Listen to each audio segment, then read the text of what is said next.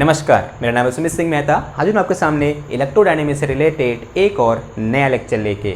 आज का हमारा है लेक्चर नंबर 92 और आज के इस लेक्चर का हमारा टॉपिक क्या रहने वाला है। हमारा टॉपिक है force on magnetic dipole in non uniform magnetic field. यानी जब हम किसी एक मैग्नेटिक डायपोल को नॉन यूनिफॉर्म मैग्नेटिक फील्ड में रखते हैं या उसकी प्रेजेंस में रखते हैं तब उसमें लगने वाला फोर्स कितना होता है। इससे पहले मैं आपसे एक क्वेश्चन पूछ रहा हूं कि जब मैं किसी एक डायपोल को एक यूनिफॉर्म मैग्नेटिक फील्ड में रखता हूं तब उसमें लगने वाला फोर्स कितना होता है। बताओ कितना होता है।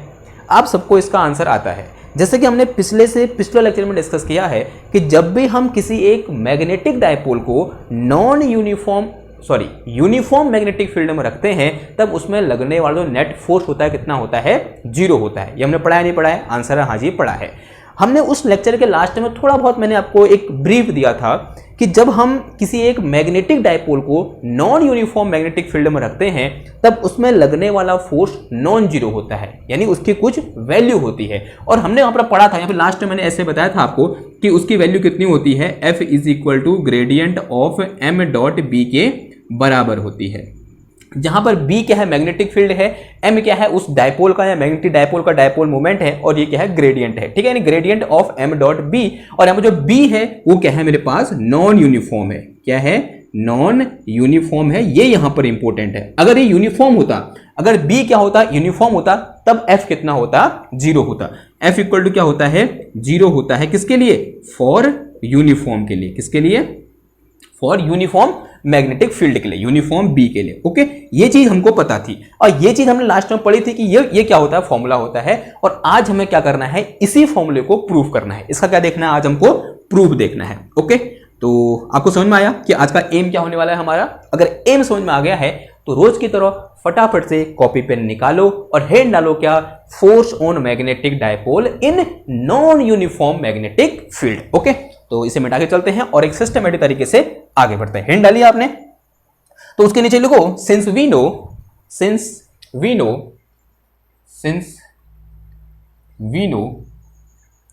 If B = uniform. अगर B कैसा हो हमारा, यूनिफॉर्म हो, देन तो हमको क्या पता होता है, देन जो फोर्स होता है F ऑन डायपोल या फिर मैग्नेटिक डायपोल, पूरा लिखते हैं F ऑन, वहां मैंने खाली डायपोल लिखा, अब मैग्नेटिक डायपोल लिख देना। ठीक है, F on magnetic dipole is 0। कितना होता है, 0 होता है। Now we have to find, या फिर now we want to find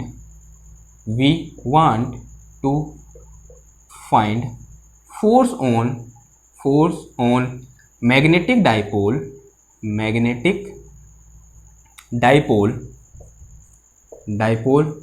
when we placed it in non uniform field या फिर non uniform magnetic field। अभी फील्ड कैसा है हमारे पास, नॉन यूनिफॉर्म मैग्नेटिक फील्ड है। ओके, आज हम नॉन यूनिफॉर्म मैग्नेटिक फील्ड की बात कर रहे हैं तो उससे पहले एक बार सोच लें कि हमारे पास क्या करंट अरेंजमेंट हो सकता है, या फिर ऐसा कौन सा नॉन करंट अरेंजमेंट हमारे पास है जो क्या करता है, non uniform magnetic field produce करता है। आपने सोलेनॉइड का नाम सुना है? हाँ जी सुना है, सबने सुना है। तो सोलेनॉइड के बाहर अगर मेरे पास क्या हो, एक फाइनाइट सोलेनॉइड हो, तो फाइनाइट सोलेनॉइड के बाहर या फिर बोलते हैं उसके एक्सेस में जो मेरे पास फील्ड होता है वो क्या होता है, नॉन जीरो होता है। हमने पढ़ा है ना। अगर मेरे पास क्या हो, इस तरीके से एक फाइनाइट सोलेनॉइड हो, अज्यूम कर लो कि ये मेरे पास क्या है, इस तरीके से एक फाइनाइट सोलेनॉइड है। यूं करके मान लिया हमने कि ये क्या है, एक इस तरीके से फाइनाइट सोलेनॉइड है और इस सोलेनॉइड में क्या कर रही है, करंट फ्लो कर रही है। ठीक है, क्या कर रही है, इस तरीके से वायर लगे हुए हैं और इन वायर में क्या कर रही है, करंट फ्लो कर रही है। और जैसे इसमें करंट फ्लो करेगी तो ये क्या करेगा, मैग्नेटिक फील्ड प्रोड्यूस करेगा। और हमने पढ़ा था कि इसके अंदर यहाँ क्या होता है, मैग्नेटिक फील्ड क्या होता है, यूनिफॉर्म होता है। और अज्यूम करो जो इसकी एक्सेस है वो किसके अलोंग है, अलोंग एक्स एक्सेस है। ठीक है, इसकी एक्सेस किसके अलोंग है, अलोंग एक्स एक्सेस। ये जो एक्सेस है वो कौन सी है, along X axis. Okay, now अब देखो जैसे ही क्या करेगा, इसमें करंट फ्लो करेगी तो यहाँ क्या होगा, मैग्नेटिक फील्ड इंड्यूस होगा या प्रोड्यूस होगा। तो जो मैग्नेटिक फील्ड इसके अंदर होगा वो तो क्या होगा, यूनिफॉर्म होगा।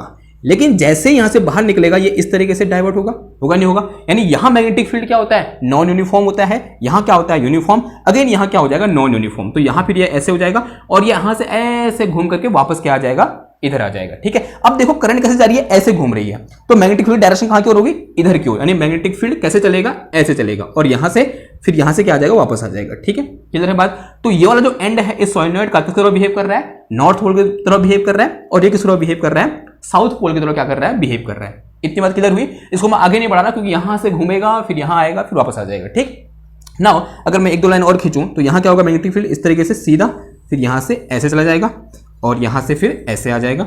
ठीक है, तो इस टाइप का मुझे मैग्नेटिक फील्ड लाइन इस सोलेनॉइड की देखने को मिलेंगी। अगेन यहां पर अगर एक और बनाऊं मैं यूं करके तो ये ऐसे होगा और ये कैसे आ जाएगा? फिर यहां से फिर ऐसे हो जाएगा। ठीक है, फिर मैं अगर एक और बनाऊं यहां पर कि यहां से ऐसे आया फिर यहां से ऐसे चला गया और फिर यहां से सॉरी ये ऐसे आएगा। ठीक है, फिर यहां से ऐसे आया लाइन, फिर यहां नीचे बना दो एक आध। ओके, जितने बन सकते हैं आपके अकॉर्डिंग। बीच में यूनिफॉर्म होना चाहिए। बीच में क्या होगा? यूनिफॉर्म होगा, उसके अंदर इनसाइड क्या होगा? यूनिफॉर्म होगा और यहां क्या हो जाएगा? इस तरीके से नॉन यूनिफॉर्म हो जाएगा। ये क्या है? Magnetic field line of A solenoid, यहां बोल सकते हैं फाइनाइट सोलेनॉइड, जिसमें आई करंट क्या कर रही है? इस तरीके से फ्लो करे। अगर मैं इसके एक्सेस की बात करूं तो ऑन एक्सेस जो मैग्नेटिक फील्ड होगा वो कैसे होगा? ऐसे होगा, यानी इन एक्स डायरेक्शन होगा। ओके, इस तरीके से होगा। तो this is magnetic field in axis. Axis के अलोंग इस तरीके से क्या होगा? मैग्नेटिक फील्ड होगा, यूं करके। नाउ अब देखो ये कैसा फील्ड है इधर? This is non uniform field है या नहीं है? ये क्या है? यूनिफॉर्म फील्ड है। हमें कहां रखना है? मैग्नेटिक डायपोल को इस फील्ड में रखना है, यानी uniform field sorry non uniform field में रखना है और फिर देखना है कि उसमें लगने वाला जो फोर्स है वो कितना है। ना अब देखो, अब अज्यूम करो कि मेरे पास क्या है? एक डायपोल है। इसको डॉटेड लाइन से दिखा रहा हूं और ऐसा अज्यूम करके चलना है, मतलब डॉटेड लाइन से दिखा दिया क्योंकि यहां मुझे डायपोल बनाना पड़ेगा।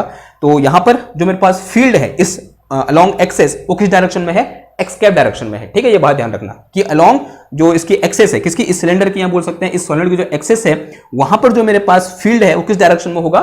एक्स कैप डायरेक्शन में होगा, बोल सकते हैं एक्स डायरेक्शन में होगा। अज्यूम करो कि मेरे पास क्या है? एक डायपोल है जो कि यहां पर रखा हुआ है, जिसका डायपोल मोमेंट कितना है? m है। ये जो मेरे पास यहां पर क्या रखा है? एक डायपोल रखा है, इस तरीके से दिख रहा है आपको थोड़ा बहुत? आई होप दिख रहा होगा यार, ये पेन लिख नहीं रही। दिख रहा है डायपोल? आई होप दिख रहा होगा। दिख रहा है ना थोड़ा बहुत? हाँ, थोड़ा बहुत दिख रहा है। मान लिया ये क्या है? मेरे पास एक डायपोल रखा है, यहां पर एक मैग्नेटिक डायपोल रखा हुआ है जिसका डायपोल मोमेंट कितना है? m है। इसका डायपोल मोमेंट कितना है? m है। और जो यहां पर डायपोल मोमेंट m है इसका, ये किस डायरेक्शन में है? एक्स कैप डायरेक्शन में है। किस डायरेक्शन में है? एक्स कैप डायरेक्शन में। कहने का मतलब इसको मैं क्या लिख सकता हूं? जो m वेक्टर है इसे मैं क्या लिख सकता हूं? m इंटू एक्स कैप लिख सकता हूं। यानी m क्या है? एक कांस्टेंट मैग्नेटिक डायपोल है।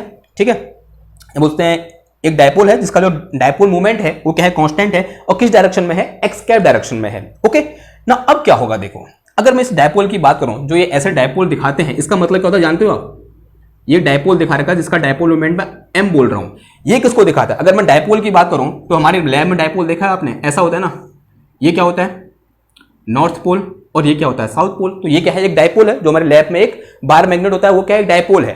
तो इसको मैं ऐसे दिखा सकता हूं। तो ये क्या है? तो ये क्या है? ये क्या है और ये क्या है? ये होता है हमारे पास क्या? North pole. और ये क्या होता है हमारे पास? South pole. ये क्या होता है? नॉर्थ और ये क्या होता है? साउथ। अगर मैं इस सोलेनॉइड को यहां पर देखूं तो सोलेनॉइड का ये वाला एंड किस तरह बिहेव कर रहा है? देखो यहां से फील्ड लाइन बाहर की ओर जा रही है, तो ये नॉर्थ पोल की तरह बिहेव कर रहा है। और ये वाला एंड किस तरह बिहेव कर रहा है? साउथ पोल की तरह बिहेव कर रहा है, क्योंकि इसमें लाइन क्या हो रही है? आ रही है। ठीक है, समझ में आई बात? अब देखो, तो ये कौन सा एंड है इसका? साउथ। और ये कौन सा है इसका? नॉर्थ। देखो यहां पर एक कौन सा एंड है? नॉर्थ एंड है। ठीक है, तो ये क्या करेगा? ये नॉर्थ एंड इसको रिपेल करेगा, करेगा नहीं करेगा? हाँ जी करेगा।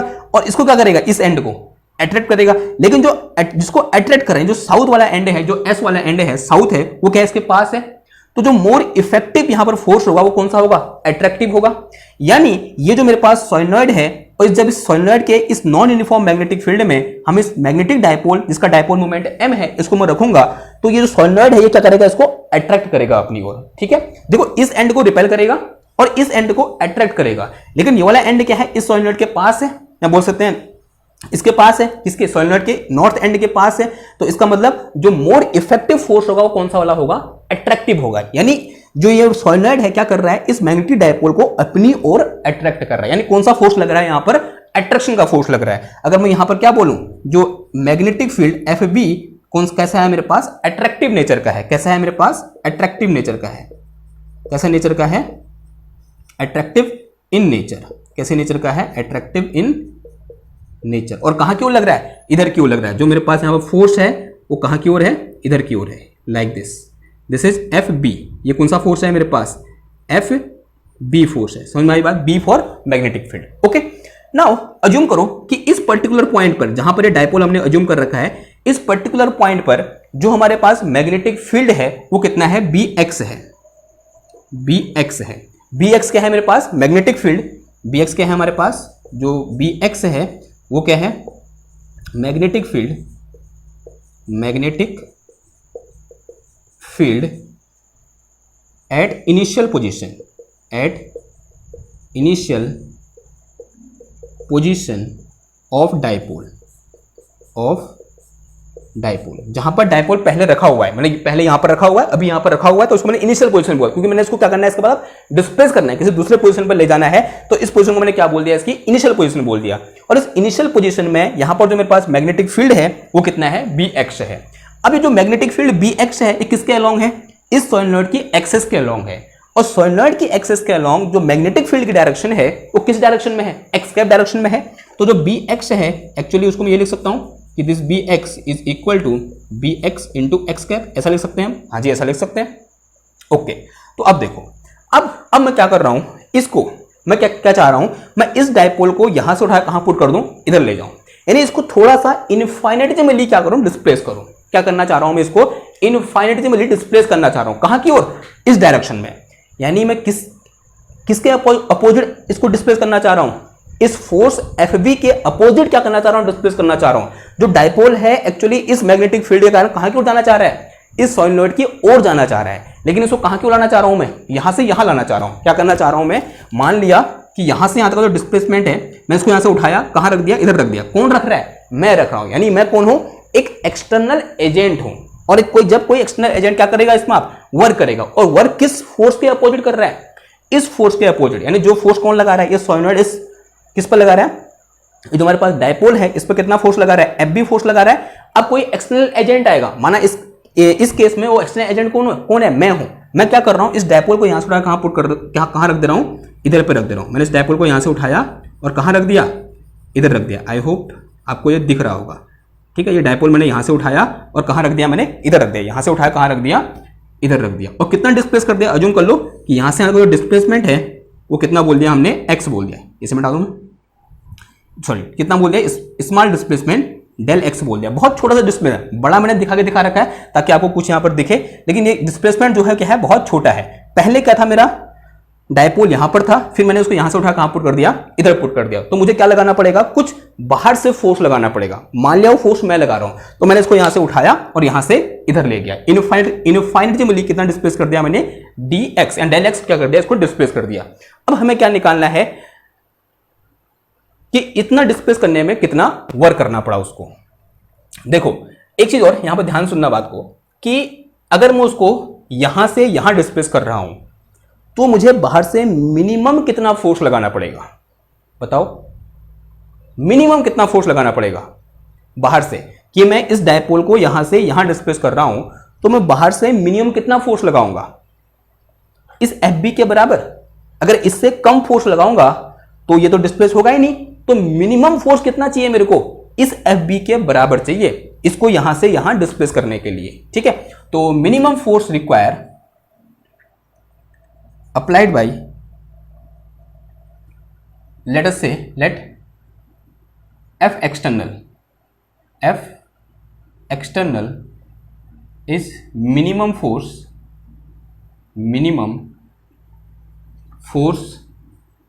required to displace magnetic dipole by infinitesimal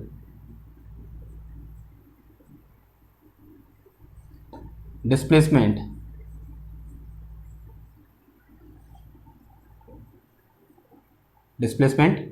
del x, then work done by del x then जो एफ एक्सटर्नल होगा वो किसके बराबर होगा, F external is equal to किसके बराबर होगा, इन मैग्नीट्यूड, ठीक है, एफ एक्सटर्नल इक्वल टू किसके बराबर होगा, एफ बी के बराबर होगा, okay. And work done by F external is given as it will be very small work, let us say work done, ऐसे खाली ऐसे लिख दो, work done is equal to कितना आ जाएगा, f external dot del x, f external dot कितना आ जाएगा, del x वेक्टर, ओके। तो डिस्प्लेसमेंट है तो यहाँ का लगा दो, वेक्टर लगा दो, ओके। नाउ देखो जो f एक्सटर्नल होगा किस डायरेक्शन में होगा, इस डायरेक्शन में, बिकॉज इसके अपोजिट है, इस डायरेक्शन में फोर्स लगेगा, तो जो f एक्सटर्नल है वो इस डायरेक्शन में, ठीक है। तो this is f external, okay. Now अब देखो both are in same direction, displacement भी इसी डायरेक्शन में है और f एक्सटर्नल भी इसी डायरेक्शन में, इन दोनों के बीच एंगल कितना है, 0 है, तो this will be equal to f external into del x। Now this is work done, ये क्या निकला मेरा, वर्क डन निकला। अगर हमने पिछला लेक्चर देखा है तो हमको पता है कि work done is equal to change in potential energy, होता है नहीं होता है, since we know work done equal to, since work done is equal to final potential energy, final potential energy minus initial potential energy, initial potential energy, ऐसा होता है नहीं होता है, आंसर हाँ जी होता है। देखो हमने एक फॉर्मूला पढ़ा था, potential energy U equal to क्या होता है हमारे पास, U इक्वल टू होता है माइनस का m डॉट b, ये होता है नहीं होता है, माइनस का m dot b, U equal to कितना होता है, माइनस का m डॉट b के बराबर होता है। अगर मैं बात करूं किसकी, फाइनल पोटेंशियल एनर्जी की बात करूं तो फाइनल पोजीशन क्या है डायपोल की, ये है, और अज्यूम करो कि यहां पर जो मैग्नेटिक फील्ड है, यहां पर मैग्नेटिक फील्ड कितना है, bx है, और अज्यूम करो यहां मैग्नेटिक फील्ड कितना है, bx प्लस डेल एक्स है, ठीक है, यहां मैग्नेटिक फील्ड कितना है, bx प्लस डेल एक्स, और यहां पर कितना मैग्नेटिक फील्ड है, bx है। एक चीज और यहां पर लिख के चलो, कहां लिखें, इधर लिखें कि यहां पर प्लस करके लिख दो कि जो bx प्लस डेल एक्स है ये क्या है, फील्ड एट फाइनल पॉइंट, क्या है ये, फाइनल पॉइंट, और ये भी किस डायरेक्शन में है, एक्स कैप डायरेक्शन में है, ठीक है, ये भी किस डायरेक्शन में होगा, हमारा एक्स कैप डायरेक्शन में होगा। तो यहां से मेरे पास अगर मैं क्या निकालूं, वर्क डन, यानी ये निकालूं, यानी F external into del x, this will equal to final potential energy, यानी potential energy at this point. देखो इस पॉइंट पर अब जो मेरे पास क्या है, डायपोल है वो तो सेम है, तो ये कितना हो जाएगा मेरे पास, माइनस का m, फिर डॉट कितना आ जाएगा, यहां पर मेरे पास जो फील्ड है वो कितना है, तो this will be equal to B x plus del x, फिर क्या आएगा, ये माइनस साइन, फिर क्या आ जाएगा, ये माइनस का अगेन यहां पर potential energy at this point, तो ये कितना हो जाएगा, देखो दिस इज बी डॉट, और यहां मैग्नेटिक फील्ड कितना है, बी एक्स है, तो B M dot, sorry M dot कितना आ गया, ये बी एक्स आ गया, and both are in same direction and these two are also in same direction. तो यहां से मेरे पास F external del x is equal to कितना आ गया, ये माइनस का m B x plus del x, और ये क्या हो जाएगा, माइनस प्लस हो जाएगा, और ये कितना आ गया मेरे पास, m बी एक्स, ऐसा कुछ आया। तो यहाँ से मेरे पास ये वेक्टर मिलेगा, f external into del x is equal to कितना आ जाएगा, ये m बाहर कॉमन ले लो, और अंदर कितना बच गया, ये बी एक्स माइनस का B x plus del x, and this bracket is close, ऐसा कुछ हुआ। तो इस डेल एक्स को नीचे ले जाओ, तो यहां से मेरे पास क्या आ जाएगा, F external is equal to this is m, और अंदर कितना बच गया, ये this is B x minus का B x plus del x, and this bracket is close, और डिवाइड में कितना आ गया, ये डेल एक्स आ गया, ठीक है, आया नहीं आया इतना। अब देखो एक काम करो, टेकिंग लिमिट, या बोल सकते हैं अज्यूमिंग कि this del x is very very small, हमने पहले ही बोला है कि जो डेल एक्स है वो क्या है, इनफाइनेटिवली स्मॉल है। इसका मतलब del x tends to zero, यानी limit del x tends to zero कर दो, दोनों ओर क्या कर दो, दोनों ओर limit del x tends to zero कर दो। ऐसा हमने क्यों किया, क्योंकि हमने पहले ही बोल रखा है कि जो डेल एक्स है वो क्या है, इनफाइनेटिमली स्मॉल डिस्प्लेसमेंट है। तो यहां पर हम लिमिट क्या लगा सकते हैं, del x tends to zero लगा सकते हैं। तो यहां से मेरे पास कितना आ जाएगा, m इंटू लिमिट जो डेल एक्स है this is tends to zero, और अंदर कितना आ गया मेरे पास, this is B x minus का B x plus del x, और अपॉन कितना आ गया ये del x, and this bracket is closed. अब इसको ध्यान से देखो, इस वाले टर्म को ध्यान से देखो जो यहां से यहां तक है, और इसको देखकर आपको क्लास 11th में आपने थ्योरम पढ़ी थी, या हमने भी जो वेक्टर एनालिसिस है वहां पर एक थ्योरम पढ़ी थी, that is fundamental theorem of calculus.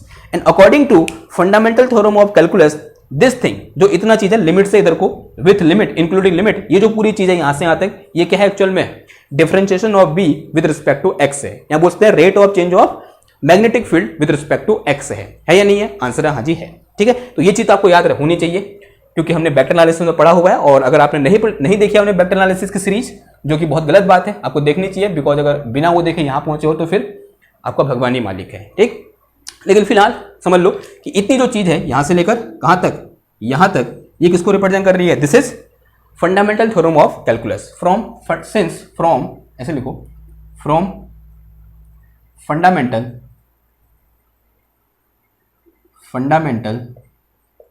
Theorem of calculus what we have limit del x tends to zero, फिर अंदर कितना है ये बी एक्स माइनस का B x plus del x, और अपॉन कितना आ गया del x, this is equal to कितना होता है, डेल बी डिवाइड में कितना आता है, डेल एक्स आता है। ठीक है, this is equal to del B divided by del x, and rate of change of x with respect, so rate of change of B with respect to x. तो उठा के कहां पुट कर दो, उधर पुट कर दो,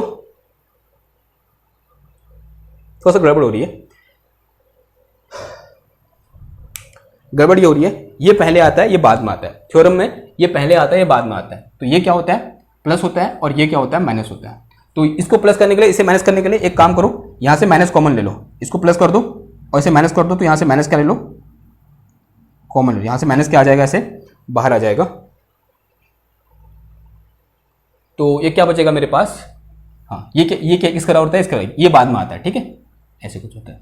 तो यहां से मेरे पास जो एफ एक्सटर्नल निकल के आएगा वो कितना निकल के आएगा, F external is equal to, this is equal to minus का एम, एंड ये क्या हो जाएगा मेरे पास, del B over del X हो जाएगा, तो माइनस का M into del B over del X, ये चीज निकल के आया। नाउ अब एक इंपॉर्टेंट चीज है कि ये एफ एक्सटर्नल क्या होगा, नेगेटिव या पॉजिटिव। ध्यान से देखो, इनिशियली फर्स्ट स्टेज में क्या दिख रहा है कि जो एफ एक्स होगा वो कैसा होगा, नेगेटिव होगा, लेकिन नहीं, जो एफ एक्स है वो कैसा है, पॉजिटिव है। ऐसा क्यों बोल रहा हूं, ध्यान से देखो, ये क्या है मेरे पास, del B over del x है, यानी rate of change of B with respect to X, यानी एक्स के साथ बी कैसे चेंज हो रहा है, बढ़ रहा है या घट रहा है। ध्यान से देखो, जैसे मैं एक्स में आगे बढ़ रहा हूं, बी की वैल्यू क्या हो रही है, यानी मैग्नेटिक फील्ड की स्ट्रेंथ क्या हो रही है, बढ़ रही है या घट रही है। ध्यान से देखो, मैग्नेटिक फील्ड की स्ट्रेंथ क्या हो रही है, घट रही है, घट रही नहीं घट रही है, यानी ये जो मेरे पास rate of change of B with respect to X होगा, ये कैसा होगा, नेगेटिव होगा, यानी लेस देन क्या होगा, जीरो होगा। सिंस जो del B over del x है ये कैसा होगा, लेस देन जीरो होगा, एंड इट इंप्लाइज दैट कि जो मेरे पास एफ एक्सटर्नल निकल के आएगा तो this will be equal to positive, ये कैसा होगा, मेरा पॉजिटिव होगा। अगर ये पॉजिटिव है तो यहां से मैं क्या लिख सकता हूं, इसे मिटा दूं मैं, ये तो हो गया ना। अगर ये पॉजिटिव है तो जो एफ एक्सटर्नल इक्वल टू है एक्चुअल में किसके बराबर है, जो मैग्नेटिक फील्ड के बराबर है, sorry magnetic force applied on, so जो मेरे पास एफ बी निकल के आएगा तो this will be equal to M into del F divided by del X. ठीक है, पॉजिटिव क्यों आया, due to this reason. Okay, ऐसा हो गया। देखो इसको थोड़ा और मॉडिफाई कर सकते हैं हम, जो एफ बी इक्वल टू लिख सकते हैं, ऐसे लिख सकते हैं क्या, एम, या फिर ऐसे लिख दो del over del x of m dot B भी लिख सकते हैं। ठीक है, because m and B both are in same direction in our case, क्योंकि हमने कहा रखा था बी को उसके एक्सेस में रखा था जानबूझ करके। ओके, तो एफ बी इक्वल टू ये भी हो सकता है। अब ये क्या है, यहां पर डिफरेंशिएशन है, ये तो क्या हुआ, वन डायमेंशनल केस हुआ। अगर मैं बात करूं थ्री डायमेंशन की बात करूं जो ये मेरे पास क्या होता है यहाँ पर डिफरेंशिएशन dy बाई dx है, एक इसमें चेंज हो जाता है, ग्रेडियंट में चेंज हो जाते हैं। तो क्या हो जाएगा यहाँ पर सिंपल, इन जनरल क्या हो जाएगा, इन जनरल जो एफ बी होगा, this F B equal to gradient of क्या निकल के आ जाएगा मेरे पास, this is M dot B निकल के आ जाएगा। ठीक है, अब ये जनरल केस निकल के आ गया। ठीक है, okay, like this F B equal to gradient of B. ये क्या निकला, एक one dimensional case and this is general case and it is very very important, you have to remember it. Okay, ये डेरिवेशन आपको याद हो ना हो कोई बात नहीं, लेकिन ये फॉर्मूला क्या होना चाहिए, याद होना चाहिए। ठीक है, अक्सर इससे न्यूमेरिकल आता है आपके यूनिवर्सिटी एग्जाम में और कभी कभी जैम में और गेट में भी। ठीक है, तो क्या है, ये बहुत इंपॉर्टेंट है, हो सकता है कभी कभार ये प्रूफ करने को भी आ जाए, बिकॉज क्या है, एक स्पेशल केस है। ठीक ना, तो ये तो क्या हो गया, इसका भैया प्रूफ हो गया। अब देखो, अब यहीं पर एक बहुत इंपॉर्टेंट क्वेश्चन आता है। क्वेश्चन कुछ ऐसा होता है, एक बताऊं मैं क्वेश्चन क्या होता है, देखो इसे मिटाता हूं, फिर कोई क्वेश्चन बताता हूं, फिर क्वेश्चन का आंसर देते हैं। बहुत अच्छा क्वेश्चन है। तो ये हो गया ना यहां तक, तो देखो इसे मिटा दूं मैं,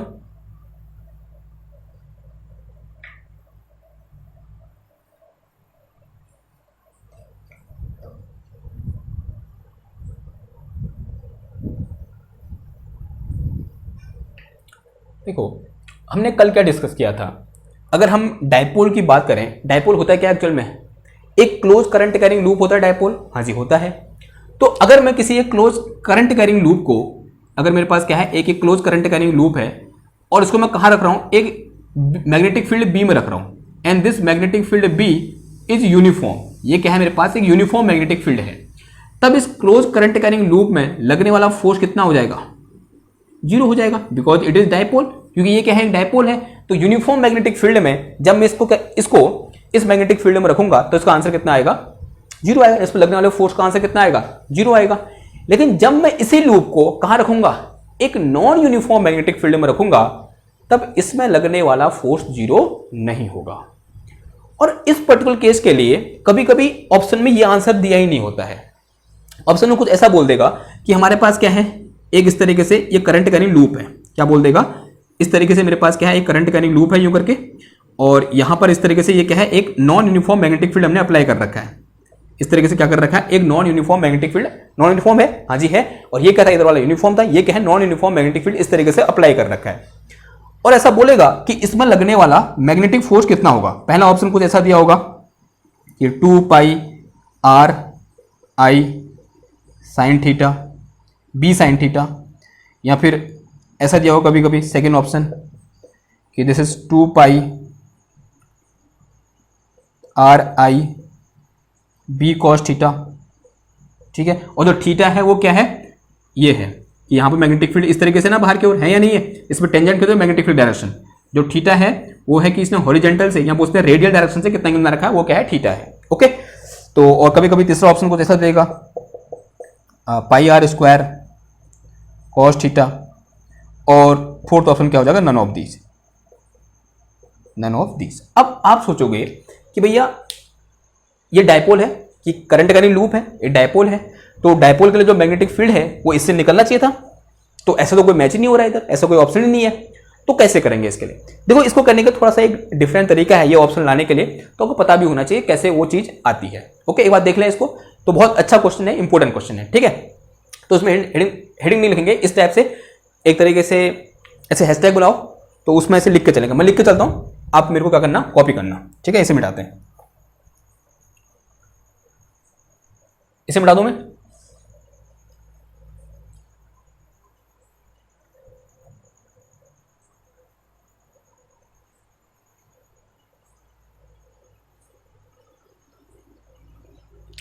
इसमें ऐसे लिख के चलो,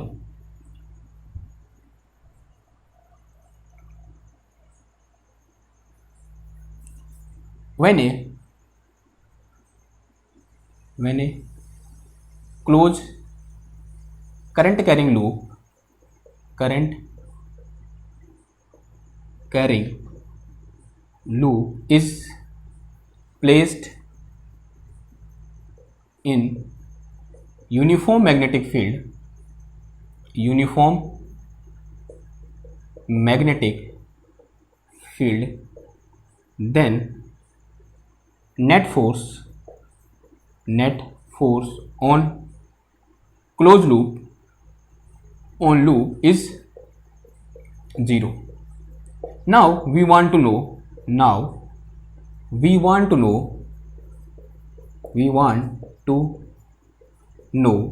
what will be the force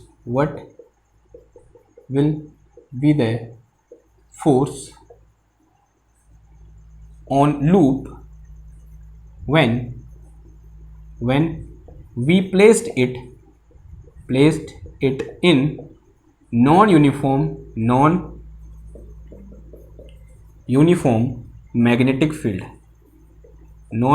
magnetic field. जब हम इसको क्या करते हैं, नॉन यूनिफॉर्म मैग्नेटिक फील्ड में पुट करते हैं, तब उस पर लगने वाला फोर्स कितना होगा, अब ये हम जानना चाहते हैं।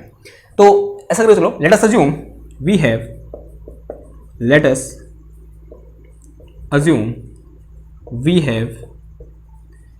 ए करंट कैरिंग रिंग। तो करंट कैरिंग रिंग का मतलब क्या, क्लोज लूप तो हो गया।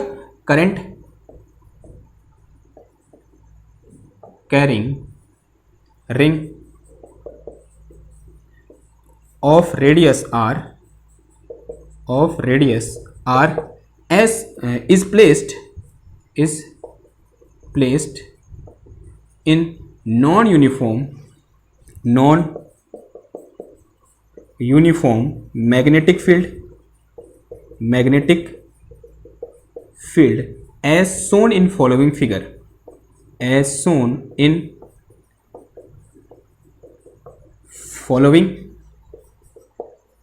फिगर।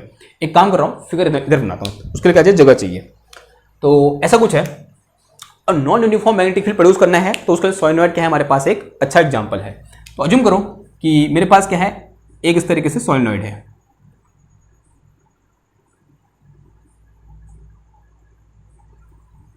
ओके, देखो एक फाइनाइट सोलेनॉइड है यूं करके, और इसमें इस तरीके से क्या है, ये वायर वॉन्डेड है, और वायर में कितनी करंट जा रही है, मान लिया आई करंट फ्लो कर रही है, कोई भी करंट फ्लो कर रही है, ठीक है, करंट फ्लो कर रही है, ऐसा अज्यूम कर लो। ओके, एरो कुछ दिखा रहे हैं, करंट को दिखा रहे हैं ना, तो मैग्नेटिक फील्ड प्रोड्यूस करेगा ये। तो यहाँ तो क्या होगा, अंदर तो क्या यूनिफॉर्म होगा, और जैसे बाहर निकलेगा फुब्बारा बनेगा यूं करके, बनेगा नहीं बनेगा, तो ऐसा कुछ होगा सिचुएशन। और यहाँ भी ऐसी होगी सिचुएशन, यूं एक्सेस में तो सीधे ऐसे निकल जाएगा, एलोंग एक्सेस सीधे ऐसे निकल जाएगा। ओके, तो ये क्या है, एक नॉन यूनिफॉर्म मैग्नेटिक फील्ड है, आपको दिखाई दे रहा है। अब डायरेक्शन कहां की ओर होगी, ऐसे घुमाओ तो ऊपर की ओर, तो this will be the direction. आप इसकी जगह बार मैग्नेट भी ले सकते हो, ठीक है, वो आपकी मर्जी है। तो ये एक्चुअली ये भी क्या है, एक टाइप का बार मैग्नेट ही है। तो ये क्या है, इसका नॉर्थ पोल, और ये क्या है, इसका साउथ पोल, क्योंकि यहाँ पर आ रही है और यहाँ से जो मैग्नेटिक फील्ड लाइन है वो बाहर जा रही है। ओके ना, यहाँ मैंने क्या कर दिया, एक रिंग प्लेस कर दी यूं करके। लेट अस अज्यूम एक रिंग, एक इस तरीके से यहाँ रिंग रख दी मैंने, जो मैंने रिंग बोली है इधर पे भाषा में, वो रिंग ये है। ओके, और ये एक्सेस है इसकी, और अज्यूम करो इस रिंग की जो रेडियस है यहाँ से यहाँ तक, लेट अस से दिस रेडियस इज आर, ये रेडियस कितनी है, आर है। और अब मुझे क्या करना है, इस रिंग में लगने वाला फोर्स क्या करना है, फाइंड करना है। अगर ये फील्ड यूनिफॉर्म होता तो मैं सीधे बोल देता कि इस रिंग में लगने वाला नेट फोर्स कितना होता है, 0 होता है। हमने बहुत बार क्या कर लिया, इसको प्रूव कर लिया है। लेकिन आज हमारा एम क्या है कि अगर इस रिंग में इस रिंग को जिस फील्ड में रखा हुआ है वो क्या है, नॉन यूनिफॉर्म है, तब इसमें लगने वाला फोर्स कितना होगा, मैग्नेटिक फोर्स कितना होगा। अब देखो ध्यान से देखना थोड़ा बात को। अगर मैं यहां पर बात करूं, इस पर्टिकुलर पॉइंट पर बात करूं, तो इस पर्टिकुलर पॉइंट पर जो मैग्नेटिक फील्ड है वो कहां की ओर है, इस डायरेक्शन में है, यानी इसमें जो टेंजेंट होगा वो यहां की ओर है। तो this is magnetic field at this point. Similarly अगर मैं इस पॉइंट मैग्नेटिक फील्ड की बात करूं तो ये कहां की ओर है, इधर की ओर है कि नहीं, इधर की ओर। आंसर है हाँ जी है। तो क्या करेंगे, एक हमने डेफिनेशन पढ़ी थी कि किसी एक लूप में जो फोर्स होता है वो कितना होता है। यहां उससे पहले क्या करेंगे, एक छोटे से लाइन एलिमेंट में करंट कैरिंग लाइन एलिमेंट में फोर्स निकाल लें, फिर पूरे वायर में फोर्स निकालने के लिए क्या कर देंगे, इंटीग्रेट कर देंगे। ठीक है, इस विधि को अपनाएं तो सही है विधि। अब देखो फिर एक छोटे से लाइन एलिमेंट में फोर्स निकालने के लिए क्या करना पड़ेगा। एक काम कर रहा हूं, जो ये वाला पोर्शन है, ये वाला पोर्शन है, इसको यहां से उठा रहा हूं मैं, ऐसे कट कर रहा हूं और कट करके मैं यहां पुट कर रहा हूं, यहां पर रख रहा हूं। देखो क्या करना चाह रहा हूं, ये मेरे पास क्या है, इस तरीके से रिंग है, थोड़ा सा जूम भी हो जाएगा और अच्छा भी लगेगा। ओके, आप क्या बनाना, आप इसके ठीक नीचे बनाना। आप कॉपी में काम कर रहे हो या तो नेक्स्ट पेज में बनाना या फिर इसके ठीक नीचे बनाना। किस पोर्शन को, सिर्फ मैं इस पोर्शन को काट के मैं यहां पर ले आया, ओके, अब यहां पर इस पर्टिकुलर पॉइंट पर जो मैग्नेटिक फील्ड है वो ऐसे है, और यहां पर मैग्नेटिक फील्ड कैसे है, कोई इस तरीके से है या नहीं है? आंसर है हाँ जी है। यहां मैग्नेटिक फील्ड कैसे है? ऐसे है, and this magnetic field is B. यहां भी बी है और ये भी मैग्नेटिक फील्ड कितना है? बी है। और उसमें करंट कैसे फ्लो कर रही है? ऐसे फ्लो कर रही है, यानी कैसे? इन एंटी क्लॉकवाइज डायरेक्शन। और ये क्या है? इसका एक्सेस है, और यहां से यहां की जो डिस्टेंस है दिस इज आर। तो ये क्या होता है मेरे पास? रेडियस आर है। सबसे पहले मैं क्या कर रहा हूं, यहां पर एक छोटा सा लाइन एलिमेंट अज्यूम कर रहा हूं। क्या कर रहा हूं? एक छोटा सा line element d L assume कर रहा हूं। क्या बोल दिया मैंने? एक छोटा सा लाइन एलिमेंट डी एल। ये क्या है? एक छोटा सा लाइन एलिमेंट डी एल है। ठीक है, समझ में आ रही बात? जैसे मेरे पास अगर ये सीधा वायर होता ना, तो ये चीज, ये क्या है मेरे पास? लाइन एलिमेंट डी एल है, डी एल वेक्टर बोल दो। ओके, तो वहां पर यहां पर ये केस कैसे है? ऐसे है। अगर ये रिंग है यूं करके, तो इस रिंग में मैंने यहां पर क्या कर दिया? थोड़ा सा line element d L assume कर लिया। क्या अज्यूम कर लिया? D L element. ठीक है, समझ में आई बात? ओके, सबसे पहले इसमें लगने वाला फोर्स निकाल दूंगा, फिर पूरे में लगने वाले फोर्स को निकालने के लिए क्या कर दूंगा? इसको मैं सिंपल सा इंटीग्रेट कर दूंगा। ठीक है, ये कर सकता हूं मैं? हाँ जी कर सकता हूं। अब देखो फिर, ओके, थोड़ा बहुत पैटर्न की जरूरत पड़ेगी मेरे को।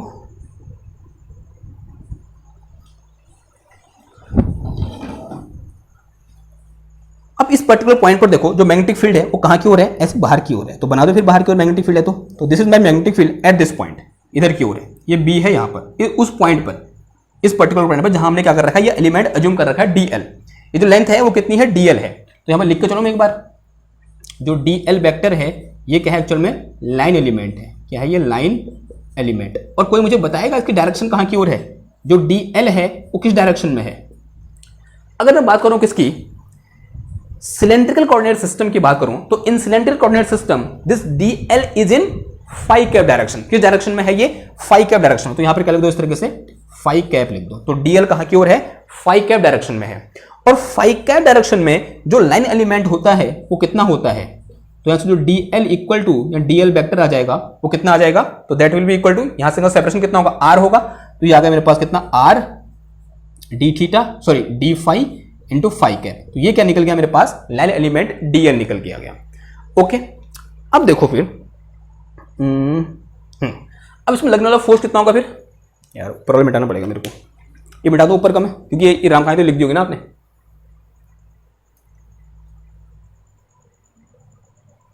फोर्स निकालो। फोर्स कैसे निकलेगा? Since we know force on line element, force on line element कितना हो जाएगा? तो this will be equal to small force, because the line element is very very small.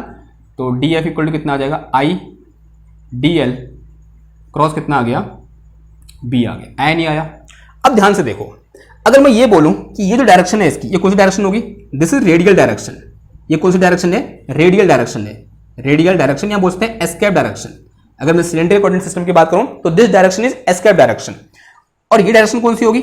This is Z cap direction. ये कौन सी direction है इसकी? Z cap direction है। और मैं ये बोल रहा हूं कि इस पर्टिकुलर पॉइंट पर जो मेरे पास बी है वो इसके साथ, इस एस के साथ कितना एंगल बना रहा है? थीटा एंगल बना रहा है। जो बी है वो इस एस के साथ रेडियल डायरेक्शन के साथ कितना एंगल बना रहा है? थीटा एंगल बना रहा है। तो यहां पर मेरे पास बी के कितने कंपोनेंट आ जाएंगे? दो कंपोनेंट। एक in this direction, this is B cos theta, ये क्या हो जाएगा मेरे पास? बी कॉस थीटा हो जाएगा। And another one is perpendicular to this component, वो कहां की ओर आएगा? इस तरीके से ऊपर की ओर। और ये क्या हो जाएगा मेरा? बी साइन थीटा हो जाएगा। तो ये जो कंपोनेंट निकला ये कौन सा वाला हो जाएगा मेरे पास? बी साइन थीटा हो जाएगा। ओके, नाउ अब थोड़ा ध्यान सुनना बात को। ओके, तो यहां से मैं इस बी को क्या लिख सकता हूं?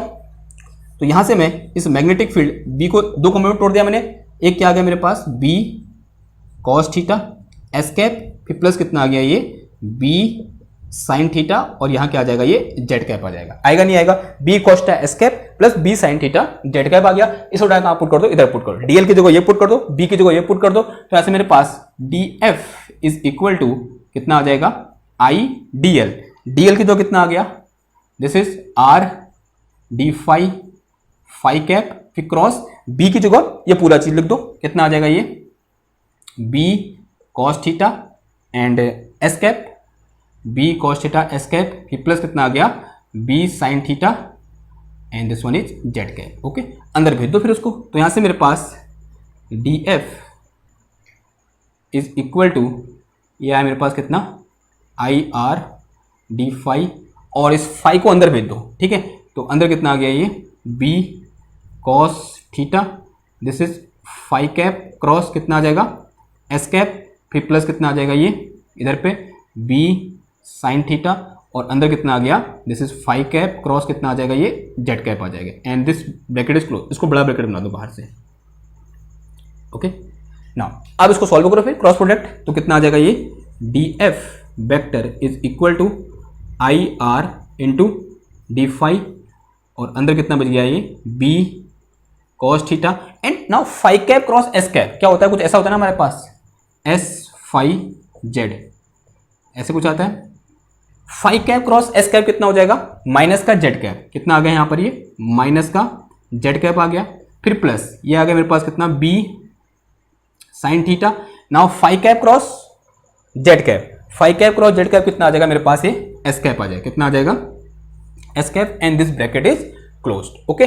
नाउ एक बार इसके साथ मल्टीप्लाई होगा और एक बार इसके साथ, तो यहां से मेरे पास जो डी एफ वेक्टर निकल के आया, तो this is I R, and minus का है ये बिकॉज दिस इज माइनस, और अंदर कितना आ गया B cos theta, I are B cos theta, और इंटू कितना आ जाएगा d phi, and this one is z का डायरेक्शन, एंड फिर प्लस कितना आ गया ये I are B sine theta, and this is d phi, और डायरेक्शन क्या हो जाएगी इसकी एस कैप हो जाएगी।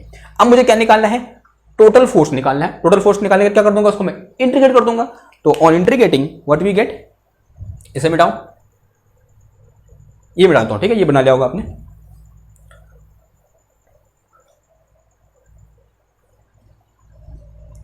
तो देखो now total force, now net force, now net force क्या नहीं हो जाएगा, integration of d F is equal to क्या आ जाएगा, इंटीग्रेशन माइनस का I are B cos theta, and d phi into कितना आ गया जेड कैप, फिर प्लस का this is integration I are B sine theta d phi, और इंटू कितना आ गया ये एस कैप आ गया।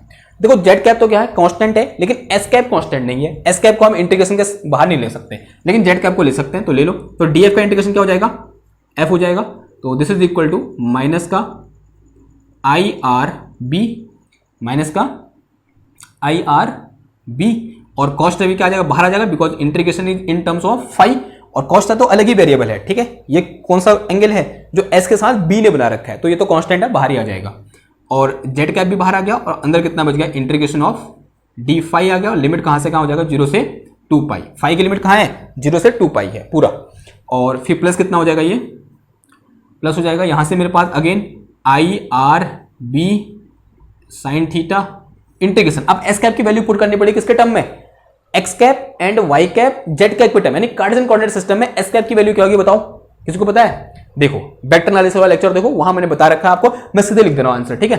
तो जो यहां वैल्यू निकल के आती है, तो that is cos phi into x cap, फिर plus sine phi into Y cap, ऐसा कुछ होता है, ठीक है। एंड इंटू कितना आ जाएगा, ये डी फाई आ जाएगा, एंड लिमिट फ्रॉम 0 से 2 पाई।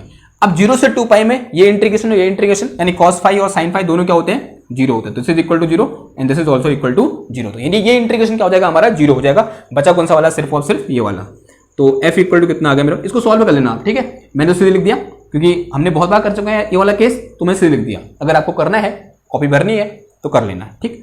तो ये मेरे पास कितना आ गया, माइनस का I are B cos theta, इसका इंटीग्रेशन कितना हो जाएगा 2 पाई, और ये कितना आ जाएगा मेरे पास जेड कैप आ जाएगा। तो फोर्स F इक्वल टू कितना आ गया, F इक्वल टू माइनस का आई आर 2 पाई, या फिर ऐसे लिखो माइनस का 2 pi R I B cos theta, और इंटू कितना आ गया, ये जेड कैप आ गया, ठीक है। तो यहां पर जब हम क्या करेंगे, इस रिंग को एक नॉन यूनिफॉर्म मैग्नेटिक फील्ड में रखेंगे, जो इस तरीके से यहां पर बाहर को निकल रहा है, तो उस पर लगने वाला फोर्स कितना होगा, इतना होगा, और फोर्स किस डायरेक्शन में होगा, माइनस जेड के डायरेक्शन में होगा। यानी अगर मैं ये बोलूं कि ये मेरे पास क्या है, सोलेनॉइड है यूं करके, ये सोलेनॉइड है और ये रिंग है, और इसको मैं इसके ऊपर पुट करूं, और इसमें करंट ऐसे फ्लो कर रही है, यानी in anti clockwise direction, anti clockwise यानी ऐसे फ्लो कर रही है, ये कैसे होगा, एंटी क्लॉक ना, एंटी क्लॉक डायरेक्शन में फ्लो कर रही है तो ये क्या करेगा, इस रिंग को अपनी ओर अट्रैक्ट करेगा। वहीं अगर ये ऐसे करती फ्लो, मतलब ऐसे करंट फ्लो करती तो इसको क्या करता, ये रिपेल करता। समझ में आ रही बात, ठीक है। यहां पर है इसमें करंट ऐसे फ्लो कर रही है एंटी क्लॉकवाइज डायरेक्शन में, तो ये क्या करेगा, रिंग को इस तरीके से अट्रैक्ट करेगा। यानी फोर्स की डायरेक्शन में लग रहा है माइनस जेड कैप डायरेक्शन में लग रहा है। माइनस साइन क्या दिखा रहा है कि डायरेक्शन कौन सी है, माइनस जेड कैप है। ये कौन सी थी, प्लस जेड कैप, और ये क्या है, माइनस जेड कैप। यानी ये क्या करेगा, इसको नीचे की ओर क्या करेगा, अट्रैक्ट करेगा, ठीक है। इसको थोड़ा विजुलाइज भी कर सकते हो आप, देखो यहां से कैसे। अब देखो यहां पर इस पर्टिकुलर लाइन एलिमेंट में जो मेरे पास करंट है वो किस डायरेक्शन में है, अगर ये एस है और ये जेड है तो करंट किस डायरेक्शन में है, फाई कैप डायरेक्शन में है। तो this is direction of current, ये डायरेक्शन ऑफ करंट है, ये वाली डायरेक्शन ऑफ करंट है। और जेड बी किस डायरेक्शन में, इस डायरेक्शन में। तो जो फोर्स है वो कहां की ओर लगेगा, इधर की ओर लगेगा। तो force will be in this direction, force कहां की ओर होगा, इधर की ओर होगा। तो दिस इज फोर्स एफ। तो ये क्या है, यहां पर फोर्स एफ है या नहीं है, फोर्स एफ, देखो ध्यान से। तो this is direction of force F and this force F is perpendicular to the B, because ये तीनों क्या होते हैं, म्यूचुअली परपेंडिकुलर होते हैं। इफ दिस इज बी तो this is force and this force is perpendicular to the B. जो force होगा क्या होगा, बी के क्या होगा, परपेंडिकुलर होगा। अब देखो देखो फोर्स बी के परपेंडिकुलर है और जो मेरे पास यहां पर क्या बोलते हैं इसको, हाँ, अगर इसको मैं पीछे बढ़ाऊं यूं करके इस बी साइन थीटा वाली लाइन को, जो ये जो डॉटेड लाइन है ये किसके परपेंडिकुलर है, इस एस कैप के परपेंडिकुलर। ध्यान सुनना बात को, जो फोर्स है वो बी के परपेंडिकुलर है और जो डॉटेड लाइन में नीचे खींची है या फिर इसके जो इसको मैंने पीछे बढ़ाया यूं करके बी साइन थीटा को इसको पीछे बढ़ाया मैंने, ये किसमें परपेंडिकुलर है, इस एस कैप में परपेंडिकुलर है या नहीं है। और यहां पर बी और एस कैप के बीच का एंगल कितना है, यहां पे बी और एस एक्सिस के बीच का एंगल कितना है, थीटा है। तो इसका मतलब ये एंगल भी कितना होगा, थीटा होगा, नहीं होगा, आंसर हाँ जी होगा। तो यहां फोर्स के दो कंपोनेंट आ जाएंगे, एक इस डायरेक्शन में this is F cos theta, ये कौन सा वाला होगा मेरे पास, एफ कॉस थीटा होगा। और ये वाला कौन सा बचेगा इधर वाला, this is F sine theta, F sine theta. ये तो कहां पर निकला, सिर्फ इस पर्टिकुलर लाइन एलिमेंट के निकला। उस तरीके से यहां पर आएगा, फिर यहां पर, फिर यहां पर, फिर यहां पर, फिर यहां पर, फिर यहां पर, फिर यहां पर, फिर यहां पर, फिर यहां पर। देखो जो एस साइन थीटा वाला होगा ना वो हमेशा कैसे होगा, ऐसे बाहर की ओर होगा। अगर ये मेरे पास रिंग है यूं करके, ये मेरे पास रिंग है तो यहां पर एफ साइन थीटा इधर की ओर है, देखो यहां पर एफ साइन थीटा इधर की ओर है, यहां पर ऐसे, यहां पर ऐसे, यहां पर ऐसे, यहां पर ऐसे, यहां पर ऐसे, यहां पर ऐसे, यहां पर ऐसे, यहां पर ऐसे, यहां पर ऐसे, यहां पर ऐसे, यानी सारे एफ साइन थीटा मिलकर एक दूसरे के इफेक्ट को क्या कर देंगे, कैंसिल कर देंगे। यानी इस डायरेक्शन में, रेडियल डायरेक्शन में नेट फोर्स कितना हो जाएगा, जीरो होगा, नहीं होगा। रेडियल डायरेक्शन में नेट फोर्स कितना हो जाएगा, जीरो हो जाएगा। तो बचे कौन सा वाला कंपोनेंट, सिर्फ और सिर्फ जो किस डायरेक्शन में है, जेड कैप डायरेक्शन में, और वो कहां की ओर है, नीचे की ओर। यानी कौन से वाले, एफ कॉस थीटा वाले। यहां पर F cos theta, F cos theta, F cos theta, F cos theta, F cos theta, F cos theta, F cos theta, F cos theta. यानी सारे एफ कॉस थीटा मिलकर क्या करेंगे, इसको नीचे की ओर जुप ऐसे धक्का देंगे, हम बोलते हैं ऐसे नीचे को खींच देंगे। यानी किस डायरेक्शन में, माइनस जेड कैप डायरेक्शन में। तो ये क्या होगा, विजुअलाइजेशन भी हो गया। क्लियर हुई इतनी बात। And this formula is also important. तो ये क्या है, एक डायपोल है या नहीं है, एक डायपोल है। तो अगर एक लूप के टर्म में, हम बोलते हैं सर्कुलर लूप के टर्म में हमको डायपोल दिया हो तो उस पर लगने वाला फोर्स कितना होगा, इतना होगा। जब हम उसको कहां रखेंगे, एक non uniform magnetic field B में रखेंगे। क्लियर बात, ओके। तो यहां पर हमने डायपोल के लिए दो फॉर्मूले पढ़े हैं। अल्टीमेटली ये जो फॉर्मूला है ना, ये फॉर्मूला और ये फॉर्मूला दोनों आंसर सेम ही देते हैं। ये दोनों फॉर्मूला क्या देते हैं, आंसर सेम ही देते हैं। लेकिन डील करना किसमें आसान रहता है, इसमें आसान रहता है, ठीक है। इसमें थोड़ा बहुत प्रॉब्लम रहती है, आपको यहां पर समझना पड़ता है कि थीटा हमने एस कैप डायरेक्शन से ले रखा है या फिर वर्टिकल डायरेक्शन से ले रखा है। तो इसका तो झंझट छोड़ ही दो। लेकिन हाँ, एक स्पेशल केस के लिए अगर मेरे पास ऐसे रिंग दी हो जो एक नॉन यूनिफॉर्म मैग्नेटिक फील्ड में रखी हो, तब उसमें लगने वाला फोर्स कितना होता है, इतना होता है, ये आपको याद रखना चाहिए। लेकिन आपको जो मोस्ट इंपोर्टेंट फॉर्मूला है वो कौन सा वाला है, ये वाला है। और इससे रिलेटेड क्वेश्चन हम कल क्या करेंगे, डिस्कस करेंगे। वहां पर बहुत अच्छे अच्छे क्वेश्चन होने वाले हैं, कुछ ग्रिफिथ से लेंगे और कुछ वाइकेलिन से लेंगे, ठीक है। या फिर और कोई बुक है मेरे पास, उनसे लेंगे, ओके। अगर आपका कोई बुक है तो मुझे भेजो।